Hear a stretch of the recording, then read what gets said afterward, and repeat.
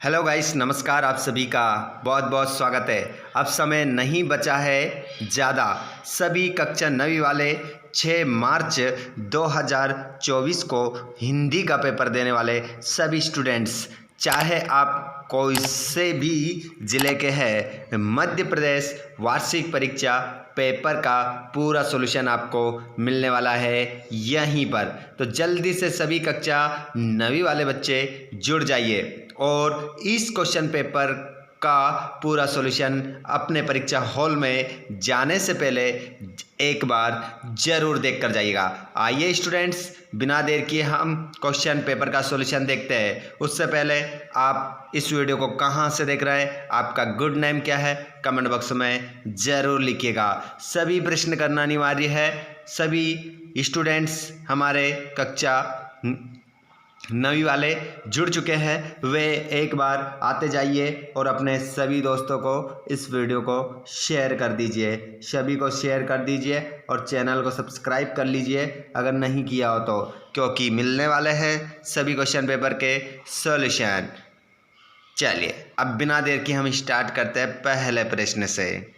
पहला प्रश्न है आपकी स्क्रीन पर, किस काल को स्वर्ण काल कहा जाता है? इसके ऊपर लिख दो छपेगा, 100% छपेगा। वही क्वेश्चन बताया जा रहा है जो छपने वाले हैं, नहीं तो फिर आपको दिक्कत आने वाली है। नहीं देखोगे वीडियो तो बाद में पछताओगे। किस काल को स्वर्ण काल कहा जाता है? जवाब दो। जितने दोस्त हमारे इस क्लास में जुड़ रहे हैं, जवाब दो इसका क्या होगा। तो किस काल को स्वर्ण काल कहा जाता है? तो यहाँ पर आपका आंसर हो जाएगा भक्ति काल को स्वर्ण काल कहा जाता है। अगला क्वेश्चन, कामायनी के रचनाकार है। तो कामायनी के जो रचनाकार है उनका नाम है जयशंकर प्रसाद। ज़्यादा समय नहीं लूँगा क्योंकि समय नज़दीक आ चुका है। बहुत कुछ पढ़ना है, बहुत कुछ समझना है। सभी स्टूडेंट्स अपने हाथ में कॉपी और पेन उठा लीजिए, कॉपी पेन उठा लीजिए और इन क्वेश्चनों को नोट करते चलिएगा। क्वेश्चन नंबर 3, मेरे संग की औरतें मृदुला गर्ग द्वारा रचित है। ये क्या है बच्चों? रिपोर्टाज है, संस्मरण है, आत्मकथा है या जीवनी है? तो मेरे संग की औरतें, ये जो पाठ है ये मृदुला गर्ग ने लिखा है, लेकिन गद्य की कौन सी विधा में लिखा है ये आपको बताना है। तो जवाब दीजिए, देखता हूँ सबसे पहले इसका जवाब कौन देता है। स्टूडेंट्स आइए जवाब दीजिए, इसका क्या होगा।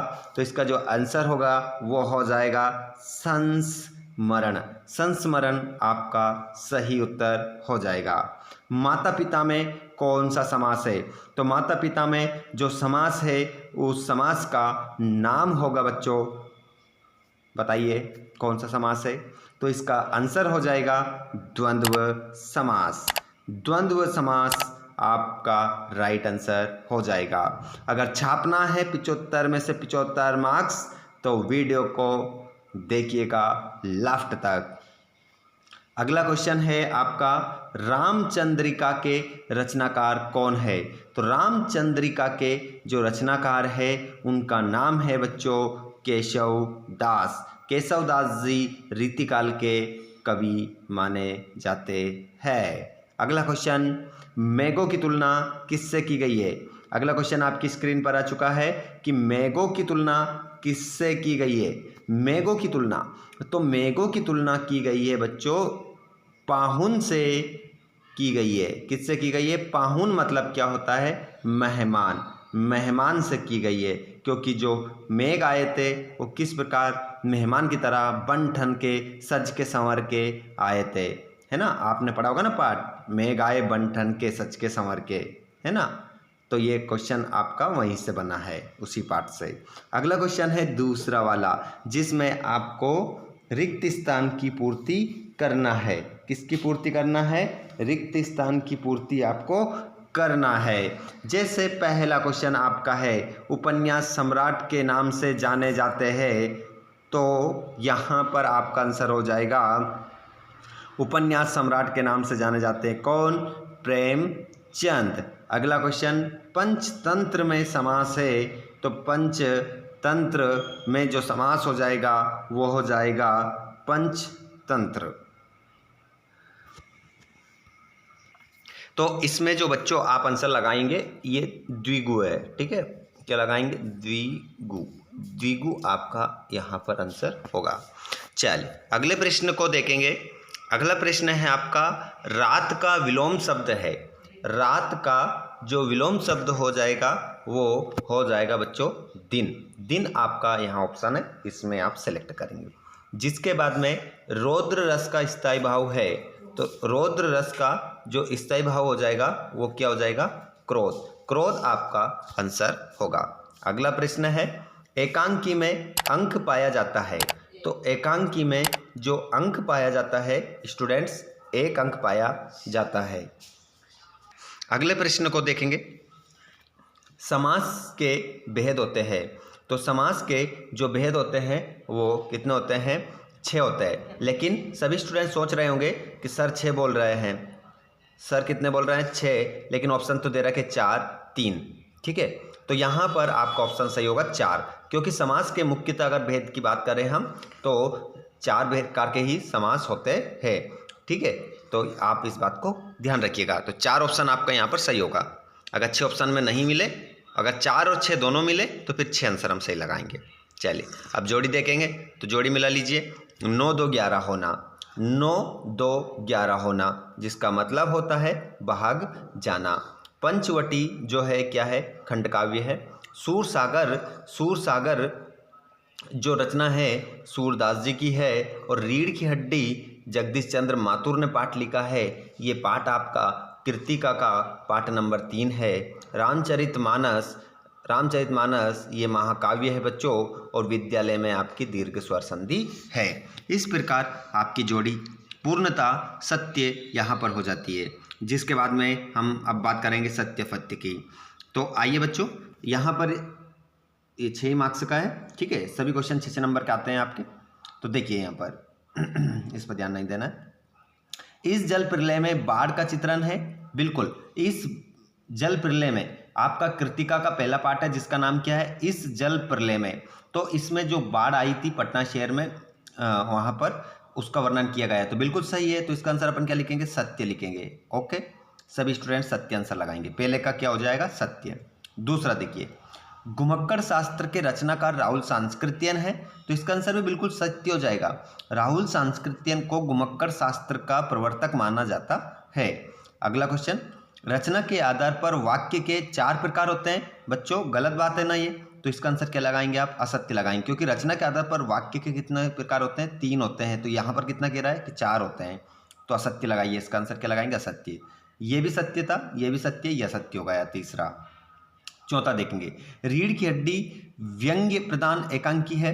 रीढ़ की हड्डी जो है व्यंग्य प्रधान एकांकी है, तो इसका आंसर बिल्कुल आपका क्या हो जाएगा, सत्य हो जाएगा।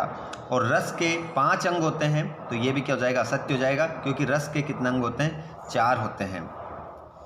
यथाशक्ति, यथाशक्ति अव्ययी भाव समास है, बिल्कुल यथा, क्योंकि यहाँ पर अव्यय जुड़ रहा है आगे, ठीक है। उपसर्ग, अगर अव्यय हमें उपसर्ग या अव्यय आगे मिलता है तो वहाँ पर अव्ययी भाव समास हम लगाते हैं, तो ये भी आंसर क्या हो जाएगा आपका, सत्य हो जाएगा, ठीक है। चलिए ये तो अपना पूरा हुआ। उसके बाद हम बात करते हैं अगले प्रश्न की, ठीक है। प्रश्न नंबर 5, प्रश्न नंबर 5 देख लीजिए, जिसमें आपको एक शब्द में उत्तर देना है। तो इसका आंसर आप लगाएंगे बच्चों, सभी स्टूडेंट्स, बहुत सारे बच्चे, देखिए कितने स्टूडेंट जुड़ रहे हैं, देखो कितने स्टूडेंट्स लाइव में जुड़ रहे हैं, लेकिन आपने वीडियो को अभी तक लाइक नहीं किया। क्यों नहीं किया भैया, क्या हमारी मेहनत आपको पसंद नहीं आ रही? जल्दी से लाइक बटन दबाओ सभी, उसके बाद हम आगे बढ़ेंगे, दबाओ। और आप लोगों में से जितने बच्चे ऐसे हैं जिन्होंने अभी तक वीडियो को लाइक करने के बाद चैनल को सब्सक्राइब नहीं किया है, सभी कर लो भैया, आगे भी आपको सभी वीडियो मिलने वाले हैं। चैनल को सब्सक्राइब कर लो और घंटी की बटन को क्या कर लो, ऑल पर कर लो, ठीक है। हाँ कर दिया सभी ने। चलिए तो अब बढ़ जाते हैं हम आगे। पहला क्वेश्चन देखिए, दो बैलों की कथा नामक पाठ के लेखक कौन है? आपकी चितिच किताब का पहला पाठ है, जिसको लिखने वाले कौन है कह रहा है। दो बैलों की कथा, हीरा और मोती इसी पाठ के पात्र, गया जूरी है ना। तो यहाँ पर आपका जो आंसर हो जाएगा क्या हो जाएगा, प्रेमचंद। प्रेमचंद आपका आंसर होगा। चलिए मैं एक क्वेश्चन आप लोगों से पूछना चाहता हूँ कि हमारे कितने, देखता हूँ कितने बच्चे इसका सही जवाब देते हैं। प्रेमचंद का जन्म कब हुआ था?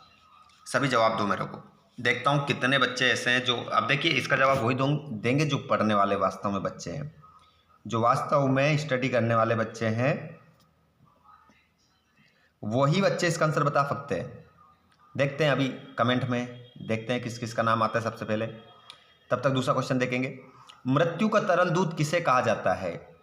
तो मृत्यु का तरल दूध कहा जाता है बाढ़ के पानी को, बाढ़ के पानी को, बाढ़ के पानी को मृत्यु का तरल दूध कहा जाता है। अगला क्वेश्चन, शिवालय शब्द का संधि विच्छेद कीजिए। बच्चों शिवालय शब्द का अगर संधि विच्छेद करेंगे तो यहाँ पर आपका क्या हो जाएगा? शिव धन आलय, शिव धन आलय आपका आंसर होगा। शिव धन आलय क्या बन जाएगा? शिवालय। ठीक है, दीर्घ संधि है यहाँ पर। अर्थ की दृष्टि से वाक्य के कितने भेद होते हैं? तो अर्थ की दृष्टि से मैं तो यूँ कहता हूँ कि अर्थ आ से अर्थ, आ से 8, तो अर्थ के आधार पर वाक्य के भेद होते हैं कितने? 8। अगला क्वेश्चन, छायावाद के किन्हीं 3 प्रमुख कवियों के नाम लिखिए। छायावाद के 3 कवि के नाम बताना है। तो एक ट्रिक है इसको याद करने की, 4 बता देता हूँ मैं। एक ट्रिक, इसकी जो ट्रिक है प्रसुमनी,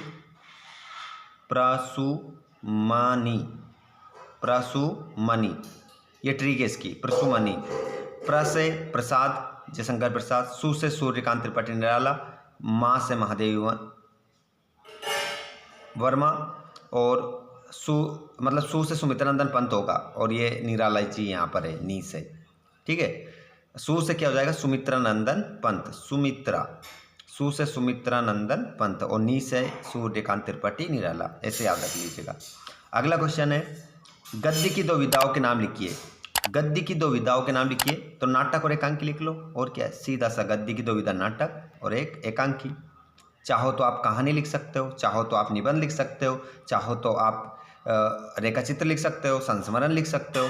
ठीक है, यहाँ पर आप देखेंगे क्वेश्चन नंबर 6, 7, 8, ये 2-2 नंबर के क्वेश्चन है। देखिए यहाँ पर अभी अपन ने बात करी थी नाटक और एकांकी में अंतर। तो नाटक में अनेक अंक होते हैं, एकांकी में 1 अंक होता है। नाटक का आकार बड़ा होता है, एकांकी का आकार छोटा होता है। नाटक में पात्रों की संख्या अधिक होती है, एकांकी में पात्रों की संख्या कम होती है। ठीक है, रस के अंगों के नाम स्थायी भाव, विभाव, अनुभाव, संचारी भाव। भक्ति काल की विशेषता लिखिए। तो भक्ति काल की विशेषता ये है कि भक्ति भावना की प्रधानता, किसी राजा के दरबार में आश्रय प्राप्त ना करना। सभी क्वेश्चन का आंसर बता रहा हूँ। समास किसे कहते हैं? 2 शब्दों या 2 पदों के मेल से होने वाले विकार को समास कहते हैं। छायावाद की 3 विशेषताएं लिखिए। तो यहाँ पर हो जाएगी प्रकृति का मानवीकरण, नारी के प्रति नवीन भावना। आगे भी देख सकते हैं आप, सभी क्वेश्चन आप लोगों को याद हो जाएंगे, और यही क्वेश्चन पेपर में से आपका पूरा क्वेश्चन पेपर छपने वाला है। क्वेश्चन नंबर 18 देखिए, जिसका कोई शत्रु ना हो, तो अपन क्या बोलते हैं उसको? अजात शत्रु। क्या बोलते हैं उसको? अजात शत्रु। और जो कम बोलता हो, मितभाषी, मितभाषी उसे कहते हैं। जानने की इच्छा, जिज्ञासा, जिज्ञासा। जिसे बहुत कम ज्ञान हो, जिसे बहुत कम ज्ञान हो तो उसे क्या कहेंगे? अल्पज्ञ कहेंगे। ठीक है, ये सभी आंसर बता दिए हैं। आगे हम बढ़ जाएं तो यहाँ पर संदर्भ प्रसंग करना है। क्वेश्चन नंबर देखिएगा यहाँ पर 19, जिसमें संदर्भ प्रसंग आपको देखने को मिलेगा। और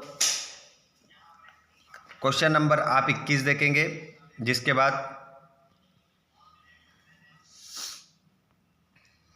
जिसमें आपको अपठित गद्यांश है। इस अपठित गद्यांश को पढ़ना है, पहले पूरा ये अपठित गद्यांश इसको पढ़ना है और नीचे दिए गए प्रश्नों के उत्तर देना है। कोई भी दिक्कत नहीं है, आप इसको पढ़ोगे आपको आंसर यहीं पर देखने को मिल जाएंगे। ठीक है, और क्वेश्चन नंबर 22 में आपको क्या करना है? बुक बैंक से पुस्तक प्राप्त करने हेतु अपने विद्यालय के प्राचार्य को एक प्रार्थना पत्र लिखना है। ठीक है, और क्वेश्चन नंबर 23 में आपको किसी एक विषय पर क्या लिखना है? निबंध लिखना है। अगर ये क्वेश्चन आपको चाहिए, जो भी क्वेश्चन आपको चाहिए, भी जितने भी क्वेश्चन बताए, तो कमेंट बॉक्स में आप बताइएगा, आपको आंसर सेंड कर दिया जाएगा। ठीक है। अगर आप चाहते हैं कि पीडीएफ भी आपको मिले तो टेलीग्राम को आप ज्वाइन करो, वहाँ पर आपको सभी पीडीएफ आपकी परीक्षा की दृष्टि से ऑल सब्जेक्ट के वहाँ पर हम प्रोवाइड करवाते हैं। तो टेलीग्राम की लिंक डिस्क्रिप्शन में है, या आप टेलीग्राम पर जाकर चैनल का नाम भी डाल सकते हैं, तो आपको सरस्वती के लोगों के साथ टेलीग्राम चैनल मिल जाएगा। ठीक है बच्चों, वीडियो अच्छा लगा हो तो वीडियो को लाइक ज़रूर करिएगा, और आप चाहते हैं किसी प्रकार हमें वीडियो आगे भी मिलना चाहिए तो चैनल को सब्सक्राइब करके घंटी बटन कॉल पर कर लीजिएगा। सभी को एक बार जाते जाते शेयर करेंगे। ऑल स्टूडेंट्स जल्दी से एक बार अपने सभी दोस्तों को, अपने भाई को, अपनी बहनों को, सभी को शेयर कर दो, और सभी स्टूडेंट्स अपने व्हाट्सएप ग्रुप, अपने टेलीग्राम ग्रुप और अपने व्हाट्सएप स्टेटस पर इस वीडियो की लिंक को ज़रूर लगाएं। धन्यवाद। Thanks for watching.